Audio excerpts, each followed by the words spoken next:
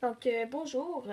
Aujourd'hui, je vais faire le numéro 26 dans les exercices supplémentaires que la prof de maths a donné pour la révision de fin d'année. Je vais faire la démarche et expliquer le problème en quelque sorte, mais je ne vais pas lire le, le problème avec vous. Je vais juste faire la démarche.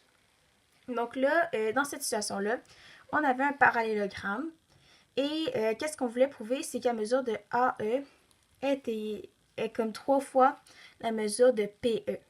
C'est ça qu'on voulait démontrer. Donc, avant de faire ça, il faut prouver que le triangle APB et le triangle EPD sont semblables. Donc, 1, on va mettre la démonstration.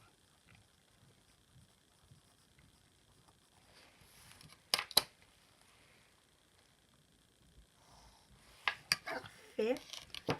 Donc, pour l'hypothèse, qu'est-ce qu'on va mettre? On va dire que la mesure de DE est égale à la mesure de CE. Parce qu'on sait que E est le point milieu du segment. On pourrait le mettre aussi, donc E est le point milieu. Non, ça prend un milieu. Le point milieu de CD. Puis notre conclusion, pour cette étape-là, on veut montrer que le triangle ABP est semblable au triangle DEP. Donc là, on va faire notre colonne affirmation et justification.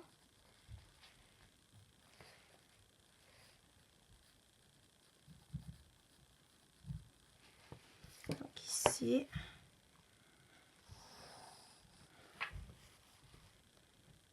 non, je ne vais pas faire des lignes comme ça. Donc notre première affirmation, c'est que la mesure de DPE, donc cet angle-là, est égale à la mesure de l'angle APB. Pourquoi? Parce que les angles opposés par le sommet sont isométriques.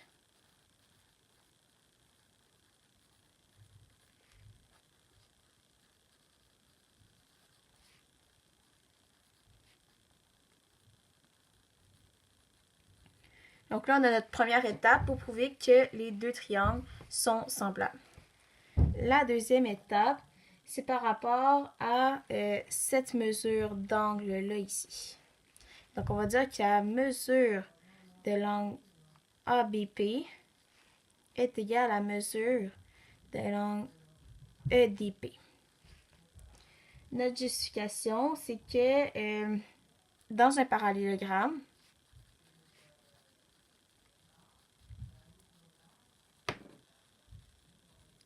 les côtés opposés sont parallèles. Donc, ça fait en sorte que quand tu as deux droites parallèles qui sont coupées par une séquence, vont former des angles alternes internes isométriques. Donc, c'est ça qu'on va écrire. Donc, dans un parallélogramme, les côtés opposés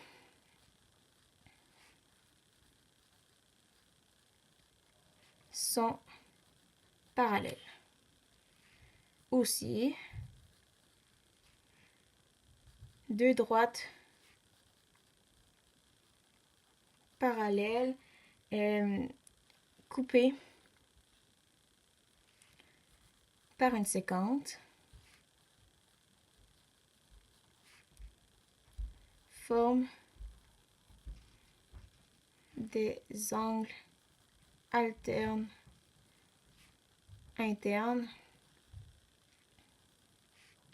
isométriques.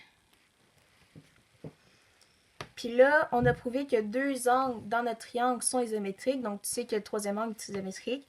Donc là, on peut aller avec la troisième étape qu'on a prouvé en fait que les triangles ABP et le triangle DEP sont isométriques.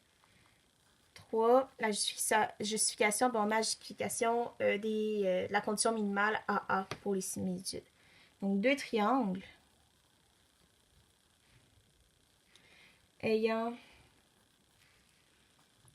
deux angles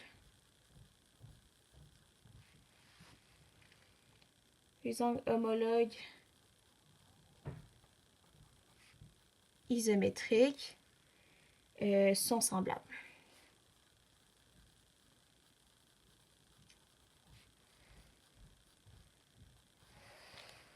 Donc, c'est ça la justification qu'on va donner pour prouver que nos triangles sont semblables. Maintenant, là, il faut justement prouver que la mesure de AE, c'est 3 fois la mesure de PE. Donc là, dans ce cas-ci, notre deuxième étape, ça va être de trouver en fait la mesure de DE. Genre cette mesure-là ici. Donc, la mesure de DE est égale à la mesure de CE, qui est égale à la mesure de AB divisé par 2. Car E est le point milieu.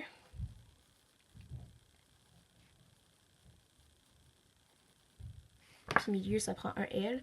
Excusez-moi. Milieu. Et que les côtés opposés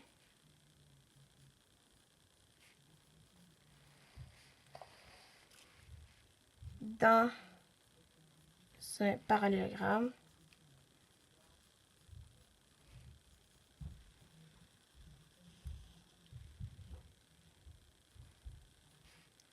sont isométriques. Fait que là, sachant que la mesure DE, c'est la mesure de CE qui est AB divisé par 2, on va pouvoir prouver justement que AE, c'est 3 fois la mesure de PE. Donc là, on va utiliser un rapport de similitude. Donc l'étape 3, rapport de similitude.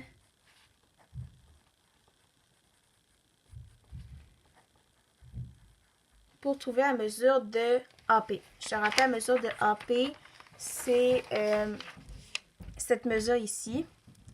Donc, on va trouver cette mesure pour ensuite prouver qu'est-ce qu'on cherche en fait. Donc, pour le rapport de similitude, on va dire que la mesure de DE sur la mesure de AB est égale à la mesure de EP sur la mesure de AP. Puis, si on peut utiliser ce rapport-là parce que nos deux triangles sont semblables, donc les côtés homologues sont aussi semblables.